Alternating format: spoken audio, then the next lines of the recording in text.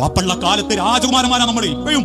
ഞാനിപ്പോഴും പറയാറുണ്ട്, എന്റെ വീട്ടിന്റെ നികുതി എത്രയാ എനിക്കറിയൂല. എന്റെ സാധു വാപ്പ കൊണ്ടുപോയി അടച്ചുകൊണ്ടുവരില്ല. എനിക്കെത്രയാ നികുതി, എനിക്കെത്രയാ ഭൂനികുതി, എന്റെ പറമ്പിന്റെ ആധാരം എവിടെയാന്ന് പോലും എനിക്കറിയൂല. എന്റെ ഭാര്യ ചോദിച്ചിട്ടുണ്ട്, നാളെ വാപ്പ അല്ലെങ്കിൽ നിങ്ങൾ എന്താക്കുന്നു? ഞാൻ എനിക്ക് ചിന്തിക്കാൻ പറ്റുന്നില്ല.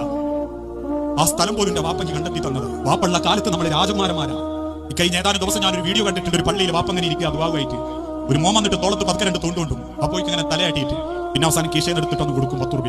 വേറൊരുത്തം വന്നിട്ട് ഇവിടുന്ന് തോണ്ടും, വാപ്പ പിന്നെ എടുത്തു കൊടുക്കും 10 രൂപ. എന്നിട്ട് വാപ്പ പിന്നെയും ദുആലും എഴുതും.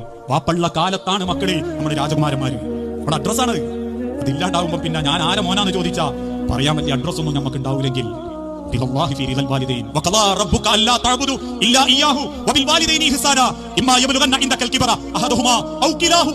എടുത്തെടുത്ത് പറയാണ്, ഒന്നെങ്കിൽ വാപ്പ ആദ്യം പോയിട്ട് ഉമ്മ ഒറ്റക്കായിട്ടുണ്ടാകും, അല്ലെങ്കിൽ ഉമ്മ പോയിട്ട് വാപ്പ ഒറ്റക്കായിട്ടുണ്ടാകും.